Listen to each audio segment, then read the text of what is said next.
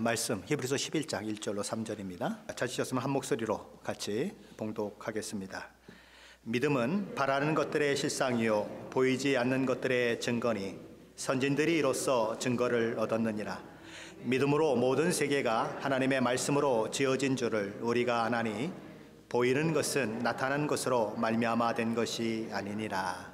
아멘.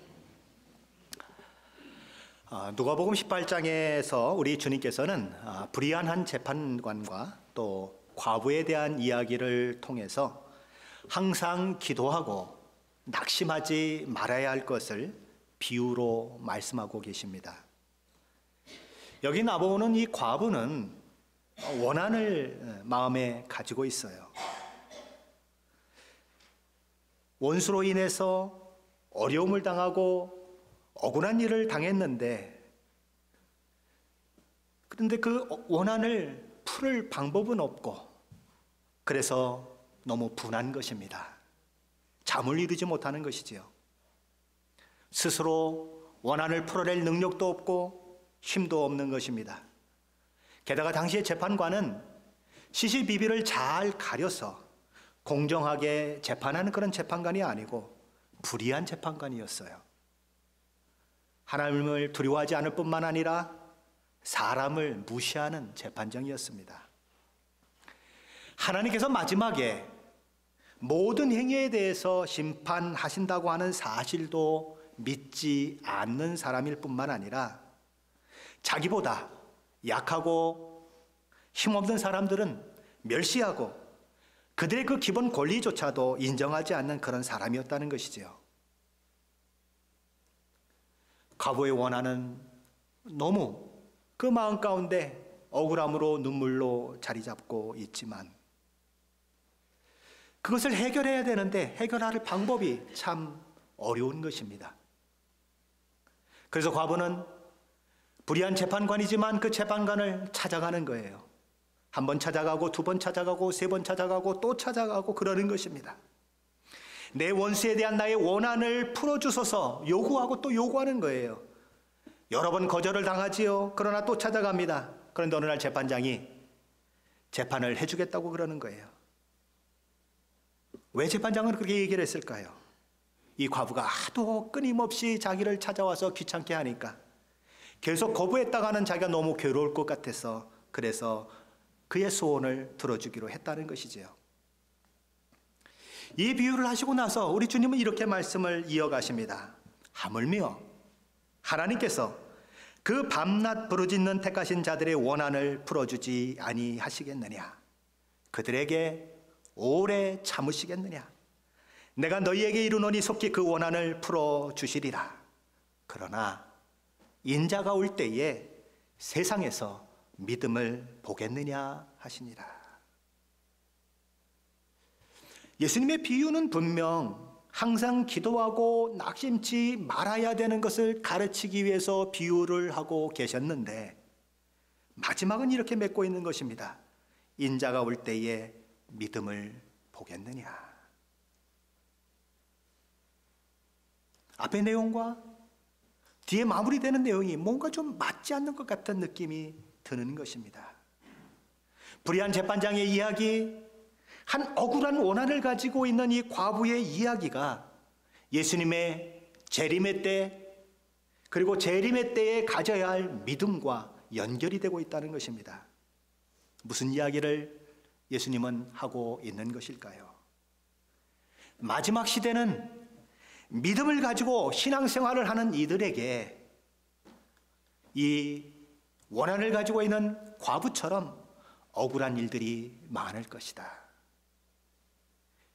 나를 핍박하고 나에게 어려움을 주고 내 마음을 아프게 하는 자들이 주변에 있는데 하나님은 심판하신 것 같지 않고 하나님의 심판은 더딘 것 같아서 내 마음이 원통스럽고 내 마음이 어려운 그 시대가 있을 것이다. 그런 시대에는 온전한 믿음을 가지고 있지 않다면 견디기 어려운 시대가 될 것이다. 예수님이 이 비유를 통해서 그 말씀을 하고 계신 것이지요.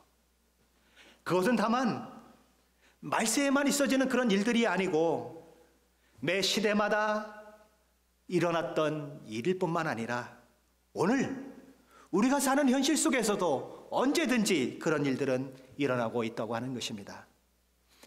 유대교에서 기독교로 개종했던 그 유대인들 그들 속에도 그런 일들은 일어나는 것이지요. 그래서 히브리서 저자는 그들에게 지금까지 너희가 큰 고난의 싸움을 잘 싸워왔지 않느냐? 견뎌내지 않았느냐? 그러니 앞으로 남은 고난도 견뎌내라. 담대한 마음을 가지고 맞닥뜨려라. 하나님의 약속이 이루어질 때까지 인내하라. 그렇게 촉구했어요. 그게 히브리서 10장의 내용인 것입니다. 그러면 어떻게 고난이 오고 역경이 오고 어려움이 오는데 견딜 수 있고 마음을 담대하게 가질 수 있고 인내할 수 있는가? 믿음을 가지면 그렇게 할 수 있다고 성경은 이야기하는 것입니다. 믿음이 없으면 견디지 못하는 거예요. 믿음이 없으면 담대한 마음도 가질 수 없는 것입니다. 믿음이 없으면 인내할 수 없는 것입니다. 믿음이 있어야 우리에게 다가오는 모든 비바람을, 그 비바람이 몰아치는 현실 속에서도 우리는 뒤로 물러서는 자가 아니요, 그럼에도 불구하고 두벅두벅 한 걸음 한 걸음 앞으로 나아가는 사람이 될 수 있다. 그것을 이야기하는 것입니다. 믿음은 우리의 영혼을 붙잡아 주는 것입니다. 모든 종류의 시련 속에서 우리를 견디게 해서 결국은 우리에게 종국적인 구원을 허락되도록 그렇게 이끄는 것입니다. 그래서 히브리서 저자는 뭐라고 얘기합니까? 오직 의인은 믿음으로 말미암아 살리라. 이 하박국 선지자의 말씀을 인용하고 있는 것이에요. 믿음으로 살리라. 이렇게 얘기했어요. 자, 그렇다면 도대체 믿음이라고 하는 게 무엇이냐? 믿음이라고 하는 것이 어떤 것이냐 하는 이야기를 오늘 11장에서 하고 있는 것입니다. 오늘 11장 1절은 믿음의 두 가지 특성을 말하고 있습니다. 믿음이 가진 첫 번째 특징은 믿음은 바라는 것들의 실상이라는 것입니다. 바란다고 하는 것은 아직은 내 손에 쥐어지지 않았다는 거예요. 아직은 내가 소유하지 못하고 있다는 것입니다. 아직은 내 눈앞에 실현되지 않았다는 거예요. 그러므로 믿음은 바라는 것들이 있지만 그 바라는 것이 아직 이루어지지 않은 상태에서 필요한 덕목인 것입니다. 이런 점에서 믿음은 우리에게 약속된 성경의 그 미래적 약속들과 관계가 있는 것입니다. 믿음은 바라는 것들의 실상이다. 믿음은 우리가 믿음으로 소망하는 것들에 대한 내적 확신이다. 이렇게도 번역이 가능한 것입니다. 믿음은 믿는 자로 하여금 성경 말씀을 근거로 한 그 소망을 마치 미래의 것이지만 현실 가운데 존재하는 것처럼 생각하게 만들고 그것을 가지고 살게 만드는 것입니다. 믿음으로 인해서 우리는 우리 주 예수 그리스도께서 십자가에서 피 흘리신 속죄의 피로 인해 죄를 용서함 받고 의롭게 되고 구원을 얻게 된다는 것을 확신합니다. 믿음으로 인해서 우리는 하나님의 나라가 믿는 우리를 위해서 예비되어 있다고 하는 그것을 또한 확신합니다. 믿음은 더 나아가서 우리가 확신하고 있는 그 모든 것들이 실제적으로 눈앞에 성취될 것임을 믿는, 확신하는 그 자리로 나아가게 하는 것입니다. 어떻게 하나님께서 성경을 통해서 약속하신 그 말씀들을 우리가 확신할 수 있는가? 이 약속이 하나님의 약속에 근거하고 있기 때문에 우리는 그 약속을 신뢰할 수 있는 것입니다. 이 모든 약속을 하나님이 약속하셨다고 하는 이것은 너무나 중요한 것입니다. 왜 그렇습니까? 왜 그것이 그렇게 중요합니까? 그 약속을 보증하신 이가 무에서 유를 창조해낼 만큼 위대한 하나님이요 창조주 하나님이기 때문에 그렇습니다. 저와 여러분이 부모되어 있습니다. 자식들이 있을 수 있습니다. 자식들을 향하여 내가 너를 책임질게, 내가 너를 돌봐줄게 아무리 얘기한다고 해도 사실은 엄밀하게 따지면 책임질 방법이 없어요. 왜요? 조금 있으면 내가 죽을지도 모르거든요. 그렇죠? 내가 힘이 있을 때는 책임을 지는 거지, 내가 아프면요 오히려 아이들한테 짐이 된다니까요. 안 되는 거예요. 그것이 인간의 한계인 것입니다.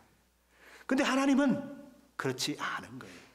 모든 능력을 다 가지고 계신 것입니다. 인간은 어떻습니까? 때로는 인간은 거짓된 약속을 하기도 해요.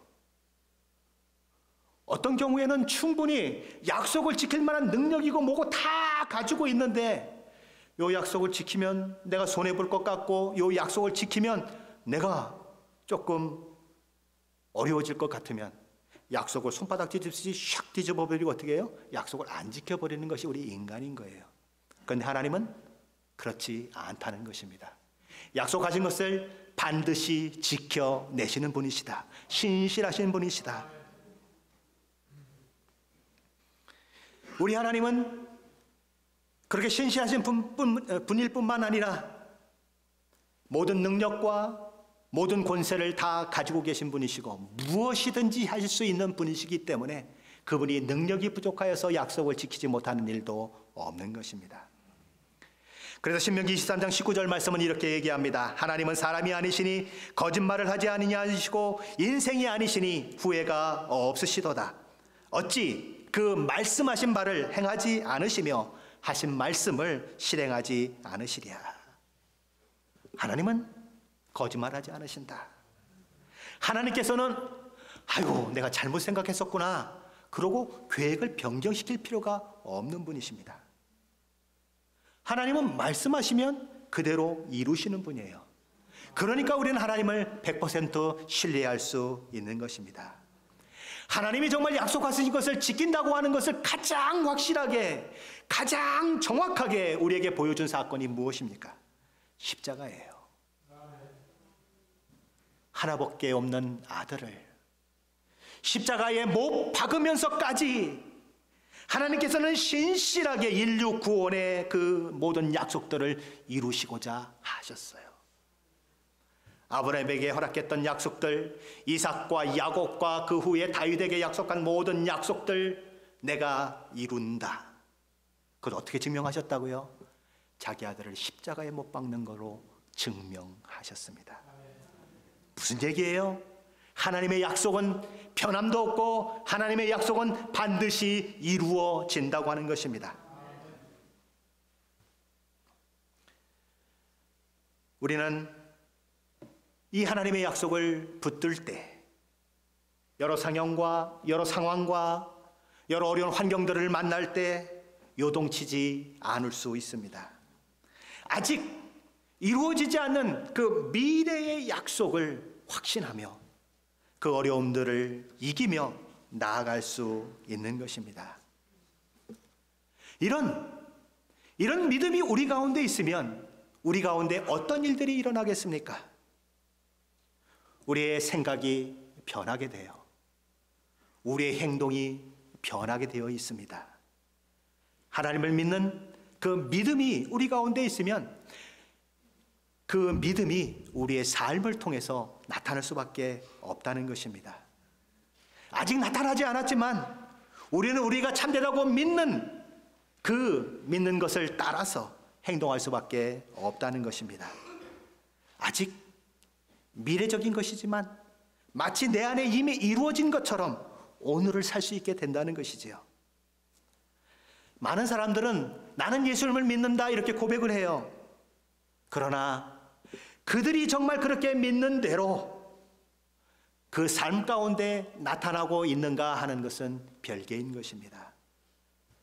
그 믿는 말씀이 그의 삶에 영향을 미치지 않는다면 나는 예수를 믿는다고 하는 그 고백이 거짓일 수 있는 것입니다. 어떤 이들은 나는 죄가 가장 극악한 것임을 믿는다고 이야기하는 사람들이 있습니다. 정말 그 고백이 믿음의 고백이라면 죄를 두려워하고 미워하고 죄를 지었을 때 수치스럽게 여겨야 마땅한 것입니다. 어떤 사람은 이렇게 얘기하는 사람들이 있어요. 나는 세상이 공허하고 시시한 것이라고 믿습니다. 그런데 그 사람이 세상의 명예와 돈과 그 지위가 전부인 양 살아간다면 그 고백은 믿음의 고백이 아닌 것입니다. 나는 하나님께서 내 필요를, 내 모든 것을 공급해 줄 줄 믿습니다 라고 고백한다면 사실 우리는 내일을 근심해서는 안 되는 것입니다. 내일도 하나님은 공급하실 것이기 때문에 그런 거죠. 어떤 분들은 좀 더 나아가서 이렇게 얘기하는 분들도 있어요. 은혜 안에서 성장하려면 기도에 힘써야 한다고. 정말 믿음으로 고백한다면, 그렇게 믿음으로 고백하는 사람은 골방에 들어가 하나님 앞에 많은 시간을 기도로 보내야 그 고백이 믿음의 고백인 것입니다. 어떤 이들은 이렇게 얘기합니다. 나는 우리 주 예수 그리스도께서 다시 오실 것을 믿는다. 정말 믿으십니까? 그렇다면 하루하루를 하나님 앞에서 살아야 하는 것입니다. 우리 주님께서 곧 오셔서 나의 모든 삶을 하나님 앞에서 정산하게 될 것을 우리가 기억한다면 우리는 하루하루를 아무렇게나 살 수 없어요. 주님 오심을 믿는다고, 다시 오실 것을 믿는다고 고백하면서 아무렇게 산다면 사실은 진정한 믿음의 고백이 아닌 것입니다. 믿음이라고 하는 것이 무엇입니까? 믿음은 하나님의 그 약속의 내용들을 마치 손으로 꽉 붙드는 것과 같은 것입니다. 영적인 손으로 하나님의 약속들을 붙든 것이지요. 그래서 믿음은 바라는 것들의 실상이 되는 것입니다. 히브리서 저자는 히브리서 11장 1절에서 이 믿음이 가진 두 번째 특징을 이렇게 얘기합니다. 믿음은 보지 못하는 것들의 증거다. 성경에 계시되었지만 미래에 이루어질 일들은 우리 눈에 보이지 않습니다. 하나님께서 우리에게 약속한 그런 약속의 성취는 아직 우리 눈에 보이지 않는 것입니다. 그러나 믿음은 그 보이지 않는 약속들을 마치 보는 것처럼 확신하게 되게 하는 것이죠. 불신자들은 그것을 알지 못합니다. 하나님의 말씀에 계시된 그런 눈에 보이지 않고 장래에 속한 일들에 대해서 전혀 호기심도 없고 마치 거짓말처럼 생각하고 그럽니다. 그래서 고린도전서 2장 14절은 이렇게 얘기해요. 육에 속한 사람은 하나님의 성령의 일들을 받지 아니하나니 이는 그것들이 그들에게 어리석게 보이며 또 그는 그것들을 알 수도 없나니 그런 일은 영적으로 분별되기 때문이라. 영적으로 분별되는 것이기 때문에 아직 예수를 만나지 못한 사람들, 믿음에 들어오지 못한 사람들은 그 영적인 것들을, 안 보이는 것들을 믿음으로 바라볼 능력이 없는 것입니다. 그러나 하나님의 자녀된 사람은 다른 것입니다. 하나님의 자녀된 사람은 눈으로 보이지 않는 하나님을 보는 그런 축복이 있는 거예요. 믿음의 눈은 눈앞에 실현되지 않는 하나님의 약속들을 확신하게 만드는 것입니다. 믿음은 그런 의미에서 보이지 않느냐는 영적인 것들과 미래의 약속들을 미리 보는 영적인 눈과 같은 것입니다. 히브리서 12장 7절에 보면 노아가 그런 사람이었어요. 히브리서 11장 7절은 이렇게 얘기합니다. 믿음으로 노아는 아직 보이지 않는 일에 경고하심을 받아 경외함으로 방주를 준비하여 그 집을 구원하였으니 이로 말미암아 세상을 정죄하고 믿음을 따르는 의의 상속자가 되었느니라. 노아는 아직 보이지 않는 일, 120년 뒤에 일어날 홍수 심판에 대한 하나님의 말씀을 듣고 세 아들과 함께 방주를 만들기 시작합니다. 자기 식구만 타는 것이 아니고 많은 동물들이 함께 해야 되기 때문에 어마어마한 큰 그런 방주를 지어요. 당시에 무슨 기계가 있었겠습니까? 다 손으로 하는 수작업이에요. 얼마나 오랫동안 수고를 했겠습니까?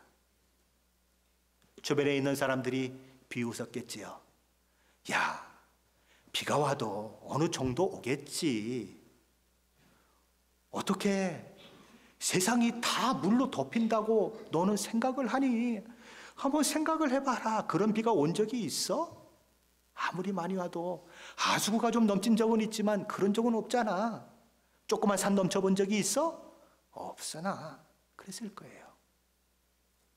그 비웃음과 비아냥을 뒤로하고 그는 방주를 짓는 거예요. 무엇 때문에 그렇습니까? 아직 나타나지 않은 저 멀리 있는 그것을 미리 바라보는 믿음이 있었기 때문에 그래요. 그 하나님의 말씀에 대한 순종의 결과물이 어떤 걸로 나타납니까? 방주로 나타나는 것입니다. 그리고 그 방주에 들어가 그 가족이 구원을 받고 수많은 짐승들이 구원을 얻는 그 일들을 하게 되는 것이지요.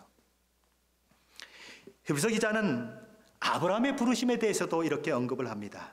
믿음으로 아브라함은 부르심을 받았을 때에 순종하여 장래 유업으로 받을 땅에 나아갈새 갈 바를 알지 못하고 나아갔다. 이렇게 얘기합니다. 하나님이 아브라함 보고 이사 가라 그러세요. 근데 이사를 가는데 어디로 가라고는 말씀을 안 하시는 거예요. 자, 그럼 현대 버전으로 한번 생각해 보십시다. 최근에 이사하신 집사님도 있지만 이삿짐을 하나님께서 이사 가라고 하셨다고 이삿짐을 트럭에다가 잔뜩 실었어요. 막 하루 종일 땀을 흘리면서 막 실었습니다. 그리고 시동을 딱 걸고 이제 길을 나서려고 합니다. 그래서 주변에 있는 사람이 물어봐요. 이사 가세요? 아, 예, 이사 갑니다. 어디로 가세요? 아직은 몰라요. 하나님이 근데 이사 가라고 하셨어요. 세상에 짐은 다 실어놓고 차에 시동은 걸려 있는데 어디로 가야 되는지를 모른대요. 그런데 가야 한대요. 누가 얘기했다고요? 하나님이 말씀하셨대요. 그러면 사람들이 뭐라 그럴까요? 저 사람 미친 거 아니야? 그럴 거 아닙니까? 그냥 우리가 성경을 그냥 보니까 그렇지 현대로 그거를 옮겨서 한번 생각해 보면 아브라함이 떠난다고 하는 게 쉽지 않은 거예요. 어떻게 어디를 갈지도 모르고 어떻게 떠나냐고요. 그런데 아브라함은 떠나는 거예요. 그래서 그는 가나안 땅에 도착하는 것입니다. 믿음의 눈을 들어 보는 거예요. 아무것도 보이지 않아요. 어디로 가야 할지도 몰라요. 그런데 하나님이 말씀하셨기 때문에 하나님이 인도하실 것을 믿고 믿음의 눈으로 보고 그냥 출발하는 거예요. 아브라함의 증손자 요셉은 어땠습니까? 창세기 50장 24절에 보면 그의 형제들에게 그는 죽어가면서 이런 유언을 남겨요. 나는 죽을 것이니 하나님이 당신들을 돌보시고 당신들을 이 땅에서 인도하여 내사 아브라함과 이삭과 야곱에게 맹세하신 땅에 이르게 하시리라. 언제인지 몰라요. 그러나 어느 날 세월이 흐르면 하나님께서 여러분을 돌보시고 여러분들을 분명히 가나안 땅 아브라함과 이삭과 야곱에게 약속했던 그 젖과 흐르는 땅으로 인도하실 것이에요. 그러면 그때에 이 애굽 땅에 묻혀있는 내 뼈를 꺼내 그 가나안 땅에 들고 들어가라고 그렇게 부탁을 하는 것입니다. 이 요셉은 지금 증조할아버지의 그 증조할아버지가 하나님 앞에 받았던 그 약속을 믿음으로 취해요. 그리고 수백 년이 지나서 있을 그 일들을 믿음으로 바라보고 마치 오늘 자기 뼈가 가나안 땅으로 옮겨질 것처럼 믿음의 눈으로 바라보며 그 자손들에게 그 형제들에게 내 뼈를 그때는 옮겨달라고 이야기하는 것입니다. 그래서 어떻게 해요? 이스라엘 백성들이 모세를 통하여 출애굽할 때에 이 요셉의 뼈를 가지고 나가는 거예요. 수백 년 후에 그 되어질 일들을 하나님의 약속을 근거로 해서 믿음의 눈으로 바라봤더니 수백 년이 지난 후에 그 자손들이 요셉의 뼈를 들고 가나안 땅으로 들어가는 일들이 일어나더라는 거예요. 그게 믿음의 눈인 거예요. 먼 미래의 일이고 아직 이루어지지 않은 일들이지만 하나님이 약속하셨기에 그 약속을 믿고 믿음으로 바라보는 것. 그래서 믿음은 보지 못하는 것들의 증거인 것입니다. 세상 사람들은 눈에 보이는 것에 너무 관심이 많아요. 아침에 일어나면 머리가 잘 됐는지, 입술은 잘 칠해졌는지, 여기는 어떻게 됐는지 그냥 봐요. 그런데 내면은 잘 안 봐요. 그렇죠? 내 내면이 어떤지, 내 믿음의 모습이 어떤지 잘 보지 않아요. 세상 사람들은 어때요? 과학적으로 증거된, 증명된 그런 것들만 믿으려고 해요. 그러나 우리는 다른 사람들이에요. 믿음의 눈을 가지고 사는 사람들이에요. 하나님께서 그렇게 말씀하셨다면 그것은 반드시 실현될 것이라는, 그것은 반드시 이루어질 것이라고 하는 그 믿음을 가지고 사는 사람들인 거예요. 이 믿음의 확신이 우리 마음에 있으면 그것이 우리의 의지에 영향을 미치고 우리 행동에 영향을 미침으로 우리의 삶을 통해서 믿음의 일들이 일어나게 되는 것입니다. 그게 믿음으로 사는 겁니다. 저와 여러분이 성경이 말씀하고 있는 하나님의 말씀들을 실제로 믿고 있습니까? 믿음을 가졌기에 하나님께서 약속하신 그것들을 먼 미래의 것이지만 아직 이루어지지 않은 것이지만 바라는 것들의 실상이요 보지 못하는 것들의 증거로 여러분의 마음에 다가오고 있느냐는 것입니다. 믿음의 사람은 다른 사람이 볼 수 없는 것을 보는 눈을 가진 사람이에요. 그러니까 어떻게 해요? 다른 사람이 살 수 없는 삶을 살게 되는 것입니다. 오늘 본문 2절 말씀은 이렇게 얘기합니다. 선진들이 이로써 증거를 얻었느니라. 우리 믿음의 선배들이 이런 믿음을 통해서 인정을 받았다는 거예요. 이런 믿음을 통해서 칭찬을 들었다는 것입니다. 히브리서 11장에 수많은 사람들이 언급이 되고 있습니다. 믿음으로 살아. 하나님 앞에 인정되고 하나님 앞에 칭찬받는 그 사람들의 이름이 하나하나 열거되고 있어요. 그들이 하나님 앞에 칭찬 듣는 이유는 무엇입니까? 하나님 앞에 인정받는 이유가 무엇입니까? 오직 이유는 딱 한 가지예요. 믿음으로 살았다는 겁니다. 하나님이 칭찬하시는 것은 저와 여러분이 가지고 있는 은사가 아니에요. 하나님이 칭찬하는 것은 저와 여러분이 얼마나 이루었냐, 그것이 아닙니다. 하나님이 칭찬하는 것은 저와 여러분이 얼마나 멋있느냐, 얼마나 아름답느냐, 그거 아니에요. 하나님이 오직 칭찬하는 것은 믿음으로 살았느냐, 그것입니다. 히브리서 11장에 나오는 이 인물들은 믿음의 인물들이고, 믿음의 장이라고 하는 히브리서 11장에 기록됨으로써 우리가 속칭 말하기를 믿음의 명예의 전당에 그 이름이 기록된 자들이라고 우리는 부러워하는 사람들이에요. 우리는 본받고 싶은 그런 사람들이에요. 그러나 이 믿음의 영웅들은 세상의 역사책에서 보면 거의 이름이 나오지 않아요. 아예 이름조차 나오지 않는 사람들이 수없이 많은 것입니다. 세상은 어떤 사람이 가지고 있는 그 힘, 어떤 사람이 가지고 있는 그 부, 어떤 사람이 가지고 있는 그 명성, 어떤 사람이 가지고 있는 그 영광, 이런 것들로 그 사람을 평가해요. 그러니 하나님 앞에서 살았다, 믿음으로 살았다, 이렇게 살았다, 저렇게 살았다, 이들에게는 아무 흥미가 없는 것입니다. 그래서 그렇게 얘기하는 거예요. 그런데 이 믿음의 인물들이 하나님께 칭찬받고 인정받는 자들이 되어서 믿음의 명예의 전당에 당당히 자리하고 있다고 하는 것을 성경은 이야기하고 있는 것입니다.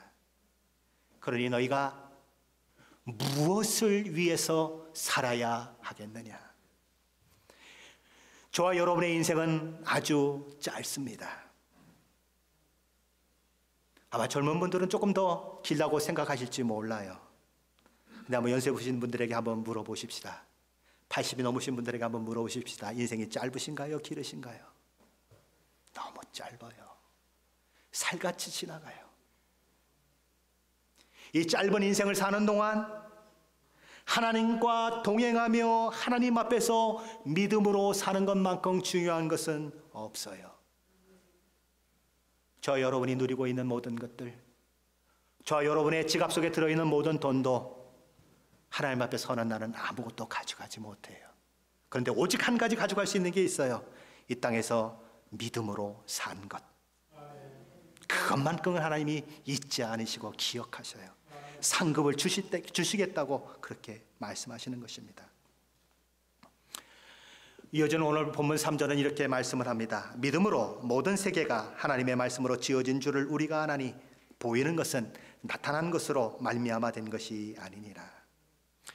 현대어 성경으로 읽어보면 이렇게 읽을 수 있습니다. 우리는 믿음이 있으므로 이 세상의 삼라만상이 하나님의 말씀으로 창조되었음을 압니다. 다시 말해서 우리 눈에 보이는 것은 모두 다 눈에 보이지 않는 것에서 비롯되었다고 하는 것을 압니다. 이 창조물들이, 이 모든 것들이 아무것도 없는 가운데에서 하나님이 말씀하시고 하나님이 명령하셨기 때문에 되어진 것이다, 이 얘기를 하고 있는 거예요. 자, 앞에서 히브리서 저자는 믿음은 바라는 것들의 실상이요 보이지 않는 것들의 증거라고 얘기하고, 모든 우리 믿음의 선배들이 이 믿음으로 인하여 증거가 되었다고 그렇게 이야기를 하고서 갑자기 3절에 와가지고는 뭐라 그럽니까? 하나님의 창조의 사건을 이야기하고 있습니다. 1절, 2절과 갑자기 3절이 뭔가 이렇게 맞지 않는 것처럼 그렇게 연결을 시키고 있어요. 왜 이 히브리서 저자는 이렇게 갑자기 3절에서 창조를 얘기하고 있을까요? 하나님께서 말씀으로 아무것도 없는 상태에서 온 우주를 창조하셨다면 저와 여러분이 한번 생각해 보라는 것입니다. 어느 날 어떤 일들을 만났는데, 어떤 상황을 만났는데 도무지 손에 아무것도 잡히지 않아요. 도무지 아무리 눈을 부릅뜨고 보려고 해도 보이지 않는 상황들이 벌어져요. 그럴 때 어떻게 할래? 하나님의 질문인 거예요. 내가 믿는 하나님이 어떤 하나님이니? 아무것도 없는 가운데서 온 천하 만물을 만들어내시고, 인간을 만들어내시고, 동물을 만들어내시고, 해와 달을 만들어내시고, 다 만들어내신 분이 너의 하나님이다. 그런데 만져지지 않는다고, 보이지 않는다고, 믿음을 포기하겠다고? 네가 정말 창조주 하나님을 믿고 있는 거니? 지금 히브리서 저자는 그 얘기를 하고 있는 거예요. 우리의 믿음은 겉으로 나타나 보이는 것을 의뢰하는 것이 아닌 거예요. 하나님의 순전한 말씀을 온전히 의뢰하는 그것이 믿음인 것입니다. 성경은 창세기의 일들을 보면 이렇게 얘기합니다. 하나님이 이르시되 빛이 있으라 하시니 빛이 있었다. 하나님이 이르시되 땅은 생물을 그 종류대로 내되 가축과 기는 것과 땅의 짐승을 종류대로 내라 하시니 그대로 되었다. 이렇게 기록해요. 하나님이 말씀하시면, 명령하시면 그대로 되었다. 무슨 얘기예요? 오늘 우리가 가지고 있는 이 성경에 있는 이 기록들이 다만 문서가 아니라, 다만 어떤 책이 아니라, 이 속에 담겨있는 하나님의 약속과 하나님의 은혜의 모든 것들이 어떻게 돼요? 하나님의 말씀한 대로 이루어진다. 여기 말씀 그대로 되어질 것이다. 저와 여러분이 이 말씀 안에 있는 그대로 하나님의 복을 따르고 하나님이 축복하는 그 방법을 따라 살면 축복을 받을 것이요, 아니면 하나님의 매를 맞는 그런 상황 가운데 있을 수밖에 없다. 왜? 하나님의 말씀대로 되어지기 때문에. 그러니 우리가 하나님의 말씀을 대할 때, 그러니 우리가 하나님의 말씀을 읽을 때, 우리가 그러니 하나님의 말씀을 들을 때 어떤 마음의 자세를 가져야 하는가? 우리는 하나님의 말씀 앞에 납작 엎드릴 수밖에 없는 거예요. 이 말씀대로 살면 사는 것이고, 이 말씀대로 살지 않으면 죽는 것이기 때문에 이 말씀이 그냥 평범한 말씀이 아니라 내 가슴을 치고 나의 삶을 주장하고 내 생각을 주장하는 말씀으로 다가와야 맞다는 거예요. 그냥 소설책에 읽는 게 아니라는 거예요. 이 말씀을 어떻게 읽느냐에 따라서 나의 삶이 달라지고 나의 모든 것이 달라진다는 거예요. 우리는 이 하나님의 말씀 앞에 늘 그래서 우리를 쳐서 복종시켜야 하는 것입니다. 하나님의 말씀은 이렇게 얘기했는데 나는 싫어요, 나는 이렇게 가겠다고요. 어림없는 소리 하지 마십시오. 하나님 말씀하신 대로 따르는 것이 복이요, 그것이 하나님의 놀라운 은혜를 누리는 길이요, 하나님의 복을 받는 길인 것이에요. 그렇게 하나님 앞에 우리를 쳐서 복종시키고 하나님의 말씀을 따라가면 시편 기자의 고백처럼 주의 말씀 내 발의 등이요 내 길의 빛이라고 이야기했던 그 시편 기자의 그 고백처럼 우리는 한 걸음 한 걸음을 인도하시는 하나님을 만나게 될 것이고, 우리의 그 캄캄한 길을 비추시는 하나님의 빛을 보는 그 놀라운 은혜를 누리게 되는 것입니다. 말씀은 우리 믿음의 근거인 거예요. 로마서 10장 17절에 이렇게 얘기합니다. 그러므로 믿음은 들음에서 나며 들음은 그리스도의 말씀으로 말미암았느니라. 믿음의 근거는 하나님의 말씀이에요. 믿음은 이 말씀하신 하나님을 신뢰하는 것입니다. 그분이 우리를 위해서 일하시고 계시고 그분이 끝마치실 것이라고 하는 것을 믿고 우리는 확신하며 신앙생활을 해야 하는 것이죠. 다시 히브리서 독자들이 있었던 상황으로 한번 돌아가 보십시다. 그들의 눈에 보이는 것은 무엇이었겠습니까? 고난이에요, 역경이에요, 핍박이에요. 저 집이 어제까지는 내 집이었는데 빼앗겼어요. 어제까지는 내 자식에게 사주고 싶은 건 마음 놓고 막 사줬었는데 오늘은 먹을 것 사줄 돈이 없어요. 그들의 눈에 보이는 것들이에요. 눈에 보이는 것은 절망스러워요. 눈에 보이는 것은 마음을 막 낙담케 해요. 그런데 하나님이 약속하신 약속을 바라보면 믿음이 생기지 않는 거예요. 그것은 안 보이는 거예요. 그래서 어떻게 하려고 그래요? 믿음을 떠나고 싶은 마음이 생기는 거예요. 차라리 이 고난이 없는 유대인들 그 믿음 가운데, 유대인의 그 종교 가운데 내가 다시 돌아가 버릴까, 그런 생각을 하는 것입니다. 그래서 히브리 저자는 그들에게 자꾸 이야기하는 거예요. 믿음이 뭐냐? 믿음은 바라는 것들의 실상이요 보이지 않는 것들의 증거다. 믿음을 가져야 한다. 놓지 말아라. 얘기하는 겁니다. 존 버년이라고 하는 사람이 있어요. 그는 복음 전파를 하다가 어느 날 감옥에 갇히게 되었다고 합니다. 그는 감옥 앞에서 갇혀서 그곳에 무릎을 꿇고 하나님 앞에 이렇게 기도를 했다고 하지요. 하나님, 만일 제가 자유로운 것이 하나님께 더 유익이 된다면 주님, 저 풀어주세요. 그러나 만일 제가 감옥에 있는 것이 하나님께 더 유익이 된다고 하면 하나님 뜻이 제게 이루어지게 해주세요 하고 기도했대요. 어떻게 됐을까요? 존 버년이 풀려나지 못합니다. 그냥 감옥에 있게 돼요.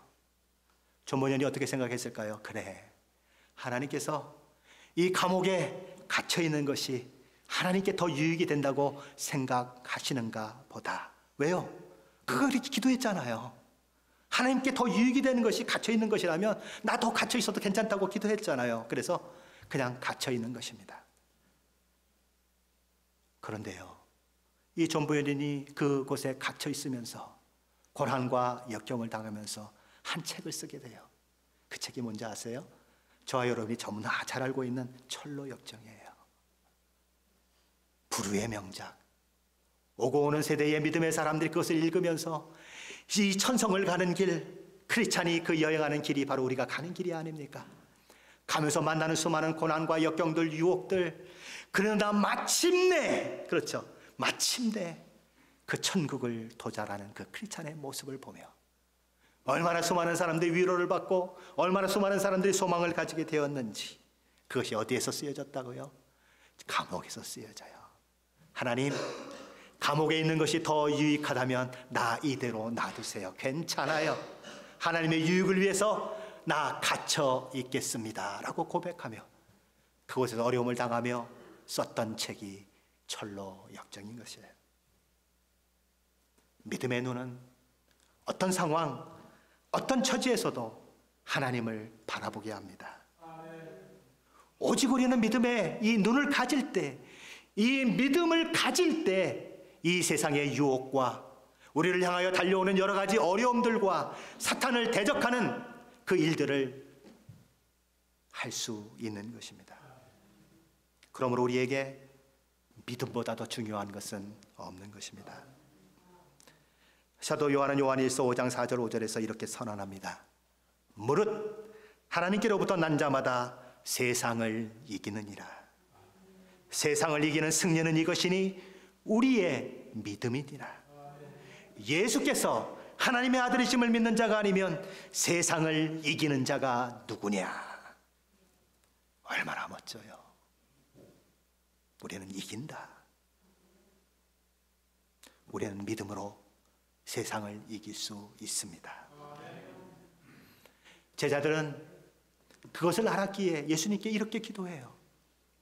주여, 날마다 우리에게 믿음을 더해 주십시오. 믿음이 소중한 것을 알기에, 그 믿음이 없이는 이 인생을 살아갈 수 없는 것을 알기에 이 제자들은 예수께 나에게 믿음을 더해달라고 기도하고 있습니다.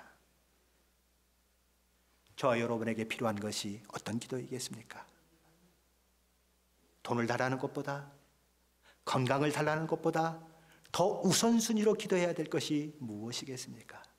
제자들이 기도했던 것처럼 믿음을 더해달라는 기도가 우선되어야 할 것입니다. 그래야 어떤 상황 가운데서도, 어떤 역경 가운데서도 우리는 믿음으로 세상을 이기고 승리자의 반열에 설 수 있는 것입니다. 히브리서 11장의 명예의 전당에 여러분의 이름이 있다면, 그 명예의 전당에 제 이름이 있다면 얼마나 감사하겠어요. 어차피 한평생 그 짧은 인생 살아가는 동안에 믿음을 지켜 하나님을 기쁘시게 함으로 히브리서 11장에 기록된 저와 여러분의 이름이 있다면 그보다 행복한 것은 없는 거예요. 아무리 뛰어다녀 보십시오, 아무리 열심히 운동을 해보십시오, 언젠가 우리는 다 병들고 죽게 되어 있어요.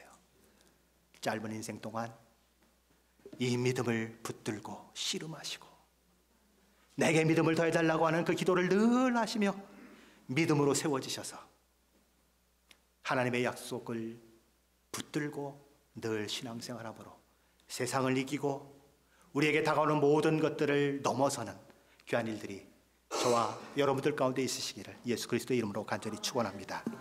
기도하시겠습니다.